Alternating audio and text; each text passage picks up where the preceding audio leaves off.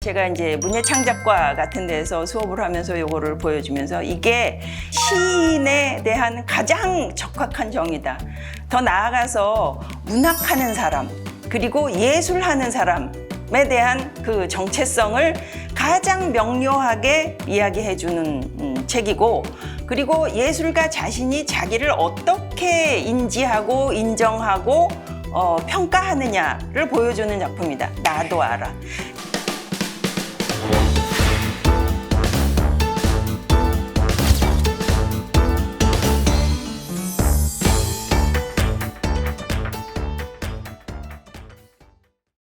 자, 이번 시간에는 레오 리오니 이야기를 좀 해보겠습니다. 리오니는 1910년에 출생해서 1999년에 사망했고요.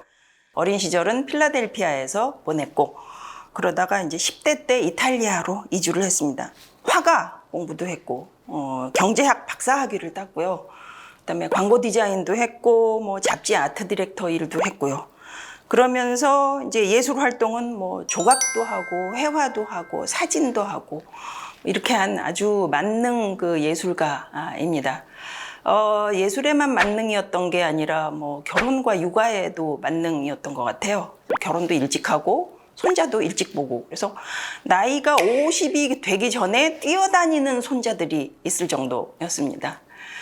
뛰어다니는 손자들 둘을 데리고 기차를 탔는데 애들을 좀 가만히 있게 하기 위해서 뭐라도 해야겠다 막 찾았는데 마침 이제 잡지가 있었고요. 잡지에서 노란색 부분, 파란색 부분 이렇게 뜯어내서 그걸 이렇게 오려가지고서 찢어진 종이 조각들을 막 움직이면서 손자들한테 얘기를 해줬고, 손자들은 뭐 홀린 듯이 그 얘기를 들었고, 이제 그거를 가지고 그림책을 만든 게 이 레오 리오니의 그림책 작가로서의 첫 출발입니다. 그게 파랑이와 노랑이라는 책입니다. 이 파랑이와 노랑이가 1959년에 나왔고요. 이제 그 이후로 굉장히 정력적으로 그림책을 많이 냈습니다. 레오 리오니는 뭐랄까요, 아주 그 유복한 삶을 살았어요. 어렸을 때 이제 암스테르담에서 살 때는 작은 아버지가 그 화상을 했다고 해요. 그래서 집안에 렘브란트의 진짜 그림이 걸려 있을 정도로 굉장히 문화적인 분위기가 아주 좋았던 그런 집안이고, 리오니도 그림을 좋아해서 뭐 딴 애들은 다 축구공 들고 나가는데 이 친구는 의자하고 스케치북 들고 미술관에 가서 그림 앞에 딱 앉아갖고 그 그림을 뺏겨 그리는 그런 어린 시절을 보냈다고 해요. 그림은 이제 굉장히 능숙하게 잘 그렸고, 그 조각과 사진을 했다고 했잖아요. 그런 조형적인 것, 그리고 굉장히 예리하면서도 적확한 어떤 그 이미지상, 이런 것들이 이 리오니의 그림에는 이제 다 들어있고요. 거기다가 그 추구하는 바가 굉장히 한결같고 굳건한 그런 작가라고 할 수 있습니다. 어떤 평을 받느냐면은 커뮤니티와 크리에이티비티를 메인 테마로 삼는다, 이런 평을 받아요. 단체, 집단, 어떤 사회, 그리고 그 안에서의 창의성, 이게 리오니가 평생을 걸쳐서 그림책 안에서 추구했던 이제 그런 테마라고 할 수 있죠. 저는 거기다가 하나 더 보태고 싶은 게 자기 정체성 확인이라고 얘기를 하고 싶습니다. 사회 안에서 나는 누구인가? 나는 무슨 일을 할 수 있을까? 나는 어떤 존재인가? 하는 것들을 굉장히 부단히 추구하는 그런 작품들을 내고 있습니다. 가장 대표적인 게 프레데릭이라고 할 수 있죠. 여러분 잘 아시죠? 보시다시피 프레데릭은 생쥐이고요. 생쥐들 마을에서 살고 있죠. 근데 다른 생쥐들은 다들 열심히 일을 합니다. 먹을 것들을 고르고 그걸 굴로 옮기고 하는데, 프레데릭은 항상 뒷전에 앉아갖고 조는 듯한 눈으로 딴짓만 하고 있어요. 이제 가을 거지가 끝나고 뭐 눈이 오고 다른 쥐들은 다 굴 속으로 들어가는데 프레데릭은 가장 늦게 갑니다. 뒤를 보면서, 딴 데를 보면서 뭐 이렇게 뒤를 보고 있는 장면도 있고요. 다른 쥐들하고 같은 방향을 보는 일이 없습니다. 눈이 와서 이제 다들 굴로 들어가는데 프레데릭만 맨 마지막으로 들어갑니다. 그런데 다른 쥐들이 먹을 것도 떨어져 가고 얘기거리도 떨어져 가고 그런 상황이 됐어요. 그래서 이제 쥐들이 일 안 하는 프레데릭 보고서 너 뭐 하니? 그러면은 나는 빛을 모으고 있어. 나는 색깔을 모으고 있어. 나는 이야기를 모으고 있어. 그런 대답을 하거든요. 이제 쥐들이 프레데릭을 부릅니다. 너 그동안 모아왔던 거 좀 풀어놔 봐라. 그러니까 이제 프레데릭이 올라가죠. 이때 프레데릭의 위치는 맨 뒤에 처져 있는 게 아니라 훨씬 높은 데 올라가 있습니다. 내려다 보면서 빛깔에 대해서 이야기하고 사계절에 관해서 이야기하고 자기가 모아왔던 어떤 이야기들을 전해주고 그러죠. 다들 박수를 치고 감탄을 합니다. 프레데릭, 너는 시인이구나. 친구들이 그렇게 얘기를 하고요. 프레데릭은 얼굴을 붉히면서 얘기를 하죠. 나도 알아 합니다. 수십 년 전에 이 프레데릭이 제대로 된 경로로 번역이 되지 않고 국제저작권에 가입되지 않을 때 이제 사적인 경로로 이렇게 들어와서 책이 나와 있을 때 이 대목을 나도 알아가 아니라 고마워로 번역한 책이 있었어요. 네. 나도 알아가 굉장히 건방지고 거만을 떠는 뭐 그런 걸로 해석을 하고 좀 겸손하고 그런 말로 바꿔놓은 것 같은데 이거는 정말 제가 이제 문예창작과 같은 데서 수업을 하면서 요거를 보여주면서 이게 시인에 대한 가장 적확한 정의다.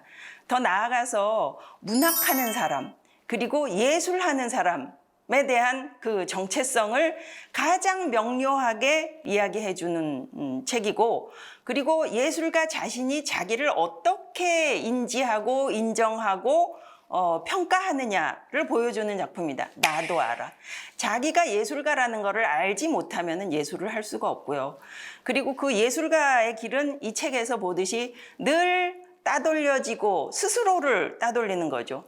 다들 먹을 거 나를 때 혼자서 뭐 빛을 모으네, 색깔을 모으네, 이야기를 모으네 이러고 있고 그러면서 남들이 모아놓은 먹을 거 가서 얻어먹고 이러면서 구박을 받는 그리고 스스로 소외되는 그런 자리가 바로 예술가의 자리라는 것을 이 책이 보여주고 있어요. 하지만 이 사회는 언젠가는 예술가가 필요한 그런 때가 오고 그때에 이 예술가는 비로소 높은 데 올라가서 그동안 자기가 모아왔던 거 이런 거를 다 풀어내면서 어떻게 내가 평가를 받을 수 있는가 나는 그거를 어떻게 받아들일 수 있는가 이런 거를 보여주는 책이죠. 그러니까 예술가의 자기 정체성을 가장 극명하게 보여주는 그런 책입니다.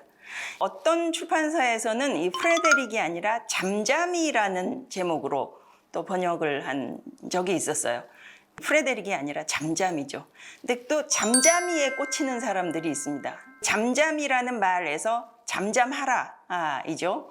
혹은 뭐 잠을 잔다거나 하지만 언젠가 깨어나서 언젠가 일어나서 자기를 선언하고 자기를 선포하고 하는 이제 그런 그 장면을 보고 또 쾌감을 느끼고 또 자기를 찾아가는 굉장히 여러 가지 일을 얘기를 해주죠. 이런 식으로 그 해엄이라는 책도 조그만 물고기 하나가 내가 어떤 역할을 할 수 있는가 이 집단에서 그래서 뭐 이것도 유명하죠. 작은 물고기들 모아갖고 커다란 물고기 모양 만들고 자기는 혼자만 까맣게 생겼거든요. 혹은 눈이 돼가지고 큰 물고기들을 물리치는 그런 얘기고요. 헤엄이가 예전에 나왔을 때는 으뜸 헤엄이라는 제목으로 나왔었어요. 원제는 스위미죠. 그냥 헤엄인데 으뜸 헤엄이가 돼서 나왔었는데 제가 그걸 보고 참 안타까웠습니다. 왜 여기에 으뜸이 들어가야 되지? 성적 내고 서열 매기고 줄 세우는 그런 한국 교육의 단면이 여기 그대로 드러나 있는 것 같아서 참 안타까웠었는데 다행히 이게 이제 다시 나오면서 그냥 헤엄이라는 제목을 달고 나왔습니다. 제가 아주 좋아하는 책이 이제 물고기는 물고기야입니다. 어떤 조그만 연못에 올챙이하고 물고기가 있었어요. 둘이 친구인데 올챙이는 뭐 뒷다리가 나오고 앞다리가 나오고 개구리가 돼갖고 연못 밖으로 나갔어요. 물고기 혼자 됐죠. 근데 어느 날 이제 개구리가 와가지고서는 난 세상을 보고 왔어 이렇게 합니다. 뭘 보고 왔어? 나는 새도 보고 뭐 소도 보고 사람들도 보고 난 정말 많은 거를 봤어. 얘기를 해주죠. 그랬더니 물고기가 상상하는 새, 소, 사람 다 이런 모양입니다. 이 상상력이 너무 재밌어요. 그래서 난 이거를 내 눈으로 직접 봐야겠어. 나도 나갈 거야. 세상 구경할 거야. 뛰어올랐죠. 연못가로 떨어졌죠. 숨을 쉴 수가 없잖아요. 살려줘 하고 있으니까 이제 친구 개구리가 와서 도로 연못으로 밀어 넣어줍니다. 아마 아주 기쁘게 헤엄치면서 그래 물고기는 물고기야 하는 걸로 끝이 납니다. 이게 한동안은 굉장히 비판을 받았어요. 물고기는 세상 구경 못해? 그 조그만 연못에서만 계속 살아야 돼? 이렇게 비판하는 사람도 있습니다. 그런데 한편으로는 그래 꿈을 크게 갖고 세상으로 나가 또 있지만 너는 어떤 존재고 너는 어떤 상황에서 살아나갈 수 있고 무엇을 먹고 무엇을 마시고 그렇게 해야지 살 수 있는 존재다를 또 확실하게 알아야 되잖아요. 이 물고기는 이제 그걸 안 거죠. 하지만 상상으로 자기가 주인공이 되는, 자기가 날개를 달고 하늘을 날아가고 하는 그런 세상을 자기가 만들 수 있어요. 꼭 연못 밖으로 나가지 않더라도. 이 물고기의 머릿속에서는 그렇게 광활한 세상이 펼쳐지는 거죠. 송충이는 솔잎만 먹으라는 소리냐로 비난을 할 게 아니라 어떤 삶의 환경에서 어떻게 자기의 상상과 현실을 넓혀 나갈 수 있는가, 아주 유머러스하게 그리고 아주 이렇게 밝게 보여주는 그런 책입니다. 알렉산더와 장난감 쥐 같은 것도 다른 존재와 어떤 관계 속에서 살아갈 것인가를 보여주는 그런 책이기도 하고요. 이렇게 아주 가열하게 자기 정체성을 추구하고 확인하고 세워 보여주는 그런 어린 책을, 그림책을 만든 레오 리오니의 이야기를 오늘 같이 해봤습니다. 고맙습니다.